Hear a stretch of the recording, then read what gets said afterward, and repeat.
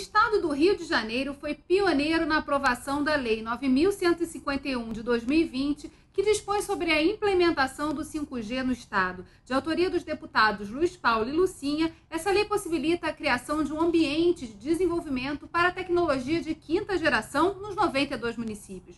E a mais recente notícia é o anúncio da Anatel de que em novembro será realizado o leilão do 5G. Isso significa dizer que a implementação da rede 5G está cada vez mais próxima de se tornar realidade, não apenas no estado do Rio, mas também no restante do país, reduzindo o número de regiões que estão sem os serviços de telecomunicações de internet adequados ou até mesmo sem nenhum deles. Tudo isso você confere no Rio em Foco, que começa agora.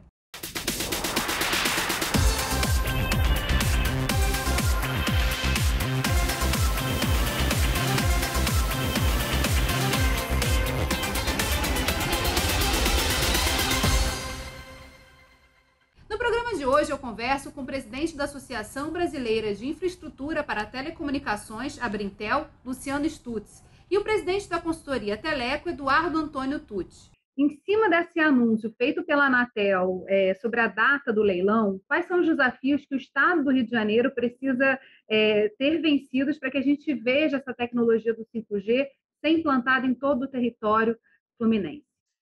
O que é importante a gente pensar é que, depois que você tem o edital de licitação do 5G, você já tem toda uma história até você promover, de fato, essa cobertura. Mas, primeiro, é importante entender o que é o 5G e que transformação isso faz na nossa vida. O que que o 5G vai trazer que hoje nós não temos? O 5G é uma tecnologia nova de conectividade, mas não está para o 4G, assim como o 4G foi para o 3G, só mais velocidade. Além de mais velocidade, cerca de 30 vezes mais velocidade, ela tem uma característica chamada latência, de até 10 vezes menos latência que o 4G, que é a velocidade da entrega de pacotes de dados para o usuário e a fonte irradiadora, e que isso vai trazer alguns serviços que hoje não são possíveis no 4G. Por exemplo, uma telemedicina, você operar uma máquina à distância, hologramas, viagens 3D, você visitar um museu em 3D em tempo real. Ou, por exemplo, um exemplo concreto, foi um caso da China agora, que teve no meio da pandemia do coronavírus, onde médicos fizeram diagnósticos online e real-time de pacientes com Covid até 4.000 quilômetros de distância, dentro de um centro integrado de medicina de imagem. Então, esses serviços que podem chegar para a gente. O que a gente está falando na prática é justamente dessa possibilidade de a gestão pública, né, dar saltos de qualidade muito maiores do que da tecnologia do 3G para o 4G, quando da instalação dessas antenas e a viabilização por via do nosso leilão da Anatel, dessa expansão do 5G no país. Queria que você falasse um pouquinho, Luciano, dos desafios, porque para que isso aconteça, a demanda também da instalação das antenas do 5G é diferente das tecnologias anteriores, né? Exatamente. O 5G vai usar antenas menores que do 4G, em quantidade muito maior, são cerca de 5 vezes mais antenas. E o grande desafio é conseguir lugar para aplicar essas antenas, já que a maioria das legislações municipais que regem o uso e ocupação de solo, elas não tratam essas antenas como pequeno porte, mas tratam ainda como as grandes torres de outrora. Então, hoje a gente tem que trabalhar na mudança da legislação dos municípios para viabilizar a implantação dessas antenas novas do 5G. Considero esse o grande desafio para essa chegada agora. E no ano passado, a Assembleia Legislativa aprovou um projeto que se tornou lei, que a gente falou aqui na abertura do programa, do deputado Luiz Paulo, criando uma minuta de um anteprojeto a ser apresentado pelos municípios para viabilizar essa infraestrutura e essa instalação das antenas. A partir dessa lei, o que foi feito pela Brintel? Como é que está sendo a mobilização desses municípios? Essa lei teve importância muito grande para a gente, Geisa. Essa lei abriu as portas das prefeituras e alertou para a importância de fazer essa modificação. Como a lei trazia no seu anexo um texto padrão que era oferecido aos municípios, nós temos hoje o Rio de Janeiro como, em números absolutos e relativos, o estado que mais modernizou leis municipais de antenas. A gente teve, por exemplo, o município do Rio de Janeiro, Volta Redonda, Campo dos Goytacazes, Petrópolis, Nova Friburgo. Outros municípios hoje estão discutindo tudo em função dessa lei estadual 9.151 de 2020, do deputado Luiz Paulo e deputada Lucinha. Então, teve uma importância muito grande. Hoje, o esforço da Brintel é fazer essa modificação da legislação chegar a mais municípios, cada vez mais perto dos 92 municípios fluminenses. Itaperuna também foi outro caso, que há uma semana, 2 semanas atrás, aprovou também aí uma nova lei municipal. Então, está havendo esse movimento muito impulsionado pela sugestão feita pelo Estado do Rio de Janeiro através da Lei Estadual de Antenas. Eduardo, foi feito um levantamento recentemente que vocês divulgaram sobre a infraestrutura do Estado do Rio de Janeiro para a implantação do 5G. Quais são as notícias, as boas e as más, né, que desafiam a gente nesse meio tempo que esse estudo traz? Bom, as boas é que, vamos dizer assim, olhando todos os municípios, na média, nenhum está em situação, vamos dizer, crítica ou residual. Essa é a boa. Agora, a má é que nenhum deles está numa condição que a gente chama de aceitável, né? Que é ter menos de 1.000 habitantes por antena, né? Então, a gente tem aí municípios em situação um pouco melhor, né? Uma situação limítrofe, é o caso aí de Petrópolis, do próprio Rio de Janeiro, mas a grande maioria dos municípios está numa situação ruim, né? O que dificulta, né? Você sabe muito bem que já hoje é muito complicado você não ter a cobertura que você deseja, né?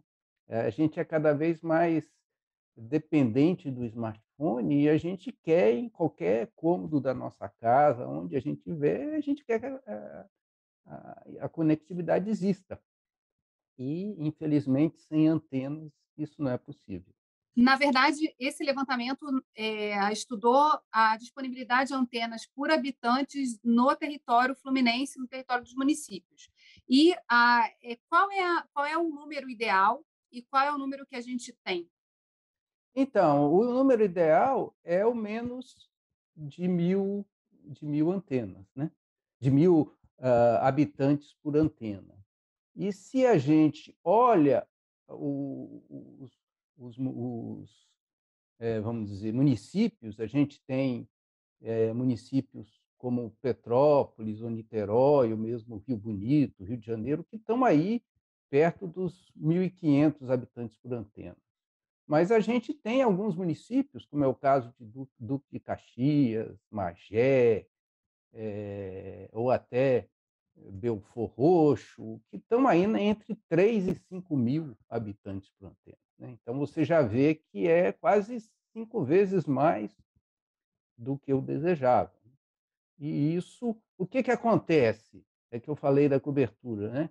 Quando uma célula ela tem muita gente usando, ela diminui o raio de cobertura e você que, de repente, tinha um sinal na sua casa, você passa a não ter mais o sinal. Ou você tinha o 4G e vai para o 3G, né? E aí, pronto. E no 5G vai acontecer a mesma coisa.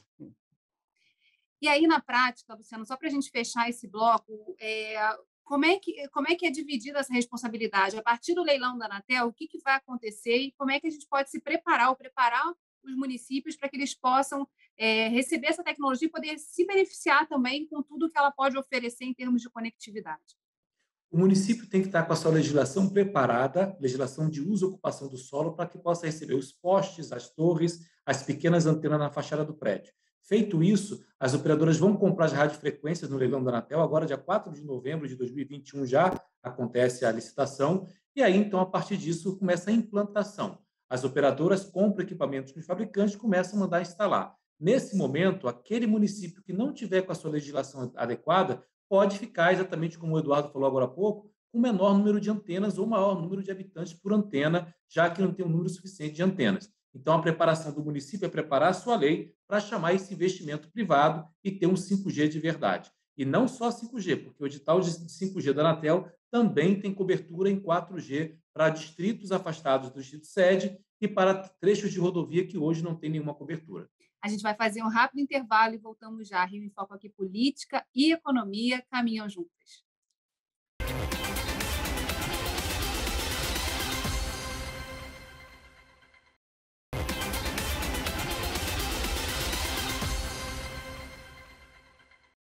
partir da aprovação da lei, a Brintel, a Firjan e outras instituições começaram a ir aos municípios mobilizá-los, junto com o Fórum de Desenvolvimento aqui da Assembleia Legislativa. Luciano, como é que foi esse processo de diálogo? Como é que tem sido esse processo de diálogo? Você já falou de alguns municípios que já têm suas leis em funcionamento, mas como é que está sendo também virar o olhar para a região metropolitana, que é um espaço em que você tem mais adensamento populacional e precisa mais dessa conectividade acontecendo para que os negócios se desenvolvam, principalmente depois da pandemia, né? Porque eu acho que essa demanda pela tecnologia, ela se aprofunda com a pandemia e torna tudo muito mais urgente no dia a dia, né? Exatamente. E é importante dizer, Geisa, a lei não ficou na lei e porque pegou exatamente o espírito daquilo que a gente queria. A lei estadual criou um programa de incentivo e estímulo à conectividade. A partir daí, a LERJ fez alguns eventos, que chamou exatamente as autoridades municipais para revelar essa importância de fazer a atualização da legislação. E aí nós começamos, então, uma abordagem. Primeiro, uma abordagem ativa, que a gente teve o evento, né, comandado aí pelo Fórum de Desenvolvimento, que chamou, então, esses prefeitos e vereadores a participar e entender a importância. E depois, uma coisa que foi de especial contribuição nesse processo foi a gente fazer uma consultoria com cada município que quis mudar a sua legislação para mostrar, a partir de um texto padrão que estava previsto na lei, como é que ele podia adaptar a sua realidade. Porque você não precisa adotar um texto padrão exatamente como está na lei. Você pode botar a condição especial se você tem uma área tombada pelo patrimônio, uma área de preservação, uma unidade de conservação no seu território. Então, esse processo se deu assim: a lei, os eventos aqui que proliferaram o conhecimento da lei e depois um approach. Se você for pensar na região metropolitana, Niterói, São Gonçalo e o município do Rio de Janeiro são municípios que já estão discutindo ou já aprovaram as suas leis hoje, tá? E essas discussões começaram exatamente depois do evento da LERJ e dos eventos da Firjan também, que com cada regional da Firjan foi feito um evento para falar dessa importância. Então, como estamos hoje? Temos aí aproximadamente 7 leis já aprovadas no Estado, e se você pensar que nós temos só 92 municípios, perto dos 645 de São Paulo e tal, nós temos muita gente já com a legislação, sim, aprovada, e outros tantos municípios discutindo agora a legislação. Então, assim foi feito. E importante, Geisa, uma coisa legal que eu quero falar para você: Mato Grosso, Minas Gerais, Goiás, já copiaram esses projetos de leis e estão tramitando hoje projeto de leis. O Mato Grosso aprovou na semana passada um projeto de lei estadual que é exatamente o texto da lei do Rio de Janeiro. Agora, São Paulo, Paraná e Santa Catarina também estão discutindo e formatando seus textos para ter também esse incentivo de conectividade para eles. Luciano, traz muita alegria aqui para a gente, do Rio em Foco, poder mostrar momentos em que a política e a economia, caminhando juntas, ajudam a promover o desenvolvimento. Agora, é muito importante também a gente direcionar, dado que o leilão também ficou em discussão durante muito tempo, a gente foi acompanhando aí todo esse processo de idas e vindas, né, das discussões junto ao TCU. Agora que já tem uma data marcada para acontecer, há também essa questão da urgência, né, de como é que a gente acelera esse processo. E aí o estudo feito pela consultoria, que o Eduardo está aqui justamente para poder contar um pouquinho mais, ajuda a embasar essa urgência e mostrar a importância dessa temática do 5G para a promoção do desenvolvimento. Eduardo, que outras informações esse estudo trouxe justamente nesse diálogo com os municípios? Então, é importante, né, que os municípios eles entendam como eles estão em relação aos outros, né? Porque, no fundo, não basta você acha, às vezes, que está muito bem, e quando você começa a ver os seus vizinhos, outros municípios do país, você vê que não está tão bem assim, né? Então, como esse estudo, além do caso aí da região metropolitana, ele está sendo feito para várias capitais, né? Foi possível ver, né? Não só as que estão melhores, né, do que os do Rio de Janeiro, como algumas que estão piores, né, e que precisam avançar aí nesse processo de melhoria, né? Então, o estudo ele ajuda a fazer isso. E uma coisa também que é interessante, que a gente fez para os outros municípios que não esses, é que os estudos mostram que as regiões de periferia, né, de mais baixa renda, acabam sendo aquelas onde você tem uma conectividade pior, tem menos antena por habitante. Por quê? Porque isso, o Luciano pode falar mais aí, por incrível que pareça, são as regiões onde você tem mais dificuldade de instalar antenas pelas restrições que a lei coloca. Mas, por outro lado, as antenas do 5G elas são de menor porte, então, às vezes, esse processo pode ser facilitado justamente porque essa tecnologia ela, responde a essa dificuldade, às vezes, de chegar em áreas periféricas ou muito adensadas, mudando essa questão do tamanho, né, Luciano? Dado importantíssimo que o Turdi trouxe aí para a gente agora. A crueldade revelada por esse estudo é exatamente que as áreas periféricas de menor renda hoje têm uma conectividade mais prejudicada pela falta da infraestrutura. O que acontece é que, quando você pensa ainda no 4G, o 4G também transforma a vida das pessoas, principalmente aquelas que não têm. O 4G permite a gente fazer o que a gente está fazendo com a conectividade aqui para fazer uma reunião online, ou home office, ou dar aula para a criançada à distância. A comunidade que não tem isso não consegue ter esses recursos. Então, 4G já não serviria. A grande questão é por que é mais difícil licenciar antenas nessas áreas? Não é por causa do tamanho da antena, mas porque as legislações que foram feitas em 2004, 2003, dão conta de que é necessário ter uma regularização do lote onde vai colocar o poste, onde vai colocar a torre. E dificilmente nessas áreas de urbanização mais precária e mais recente, você tem um título de propriedade registrado na prefeitura que você consiga comprovar a propriedade para implantar a infraestrutura. Então, uma das coisas que as novas leis estão trazendo é que você tenha o título de propriedade ou uma declaração do possuidor, porque muitas vezes nas comunidades é um título de posse que aquela pessoa tem para que deixe implantar uma antena no seu terreno.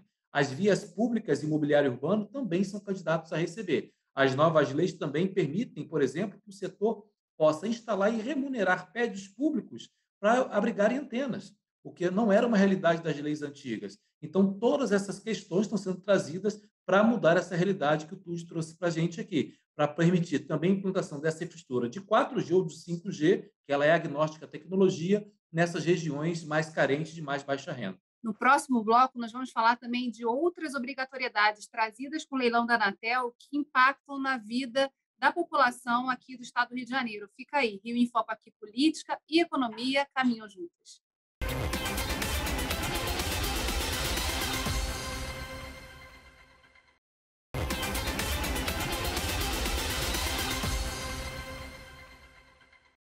Estamos de volta com o presidente da Brintel, Luciano Stutz, e com o presidente da consultoria Teleco, Eduardo Antônio Tucci.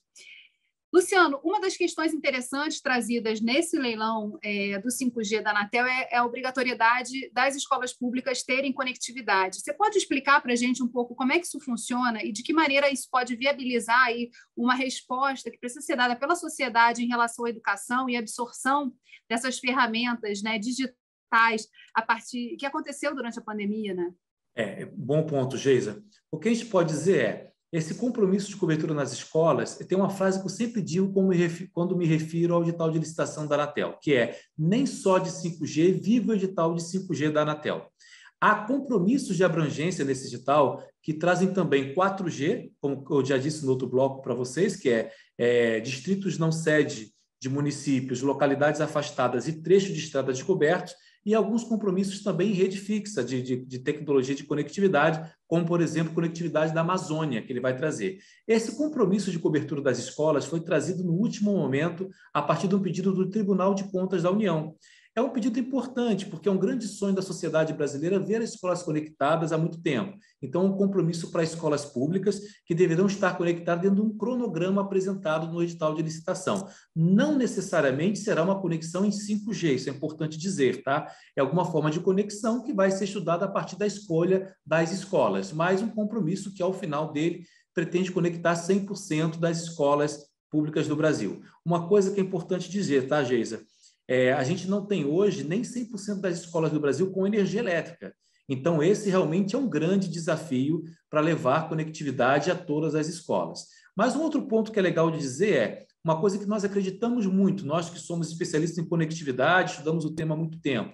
Tão importante, como você falou, por conta da pandemia, tão importante como conectar a escola é conectar a casa do aluno, porque é de casa também que ele vai ter acesso às suas pesquisas, às suas aulas online e a outros materiais. Imagine-se uma criança em casa podendo conhecer o Museu do Louvre em Paris a partir de uma conexão de 4G bem feita e vendo os quadros todos que lá estão expostos. Isso é cultura, isso é ensinamento. Então, tão importante como o compromisso de cobrir as escolas, também levar o sinal de 4G e de 5G à casa dos estudantes, à casa dos trabalhadores que fazem home office também estão contemplados nesse edital do 5G. É um edital inovador, só para encerrar aqui rapidamente.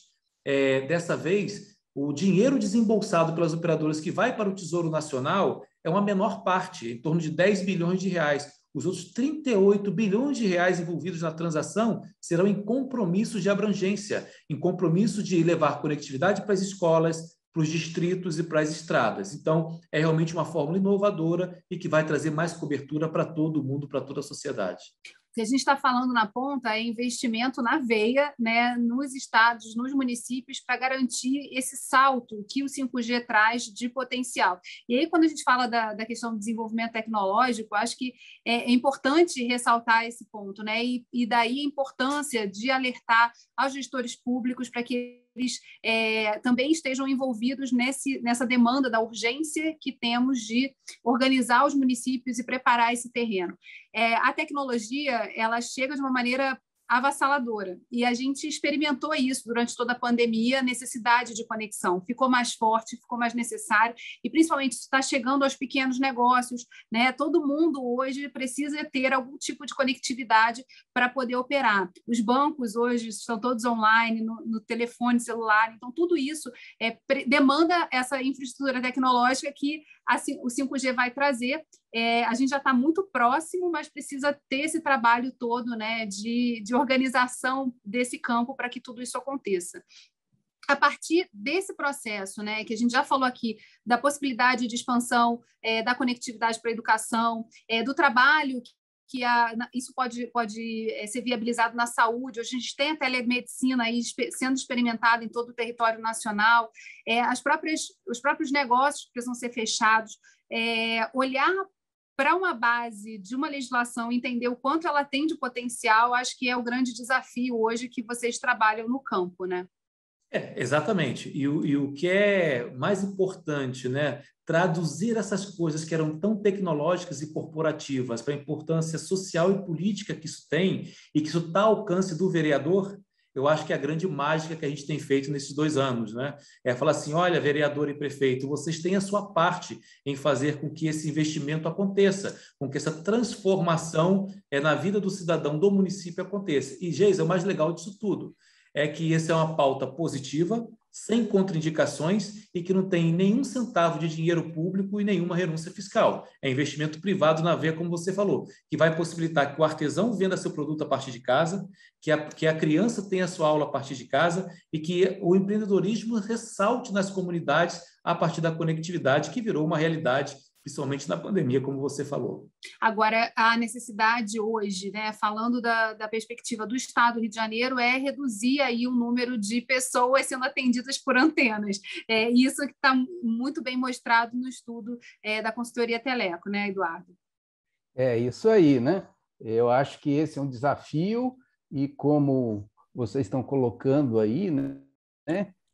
O 5G ele vem não só para, vamos dizer, para o usuário, consumidor final, mas a grande proposta dele é possibilitar uma revolução aí de transformação digital nas empresas, né? E nesse sentido é importante os municípios verem que isso vai ser um diferencial para atrair, inclusive, pessoas a morar ou continuar no seu município, porque com o trabalho de home office e as tecnologias que as empresas estão adotando, se você não tem uma conectividade, a pessoa tem que se mudar, como a gente via, né? Então, a gente corre o risco dos municípios onde não tem essa conectividade, eles perderem pessoas empregadas, né? Ou gerarem desemprego para aqueles que continuam morando lá. Então, isso é muito importante para a economia dos municípios. O Fórum já fez alguns debates falando sobre os 21 visões para 2021 e foi muito interessante que uma delas foi trazida pelo ITS, era justamente essa questão do nomadismo digital, né, permitido por essas tecnologias, as pessoas poderem se deslocar para outros lugares, morar em outras cidades, em outros lugares da cidade, justamente porque elas não precisam mais se deslocar para poder fazer o trabalho que antes faziam, porque eles estão online. E isso se aprofundou. A gente vê hoje empresas contratando gente no mundo inteiro. Então, assim, isso vai impactar também na vida das cidades. Então, é muito importante a gente pensar como é que a gente cria o melhor ambiente para que as pessoas possam escolher aquela cidade para viver e para se desenvolver, né? E junte-se a isso, que a gente ainda não mencionou, a questão da cidade inteligente, né? Onde as aplicações de cidade inteligente elas estão dando um salto, utilizando a tecnologia 5G como base. Luciano, fala aí para a gente, eu acho que é importante a gente reforçar as datas e o cronograma. O que a gente tem de desafio pela frente aí nesse último sprint aí do final do ano, né? Começa a tocar a música do Natal daqui a pouco. Então, assim, o que a gente tem de desafio pela frente para orientar aqui quem está assistindo a gente? 4 de novembro de 2021, realização da licitação de radiofrequência do 5G no Brasil. Saberemos, então, nesse dia, quem são as operadoras que compraram as radiofrequências que vão implantar Brasil afora. As 3 principais operadoras do Brasil são candidatas quase que certas a adquirirem as radiofrequências, tá? E a partir dessa aquisição, elas terão, então, até 31 de julho de 2022 para colocar obrigatoriamente a cobertura de 5G funcionando em todas as capitais do Brasil, ou seja, o Rio de Janeiro é a capital. Agora, quando a gente olha, gente, no retrovisor, que vê o lançamento do 3G e do 4G, primeira coisa que a gente lembra, né? Elas competiram muito para ser as primeiras a lançarem em cada região. Então, a gente não acredita que isso vai demorar até 31 de julho de 2022.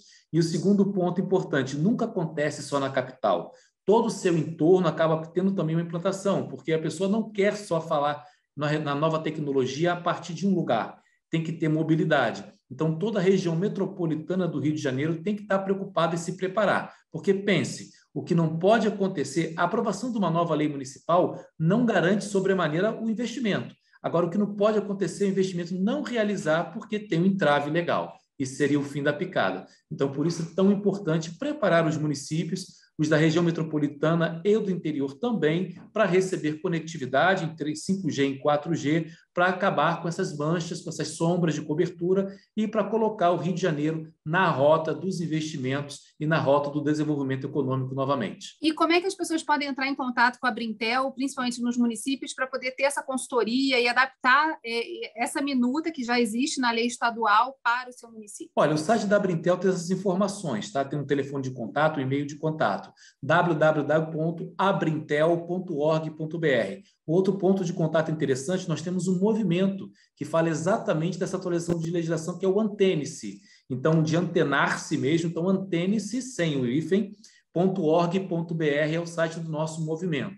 Então, abrintel.org.br, antene-se.org.br, lá tem todas as explicações de como você pode fazer. Tem um kit de informações, inclusive com o projeto de lei padrão especificado pela Anatel para adoção pelos municípios, para iniciar as discussões, e nós estamos à disposição para uma consultoria totalmente gratuita e ao momento que se quiser para participar da discussão da nova lei em cada município fluminense.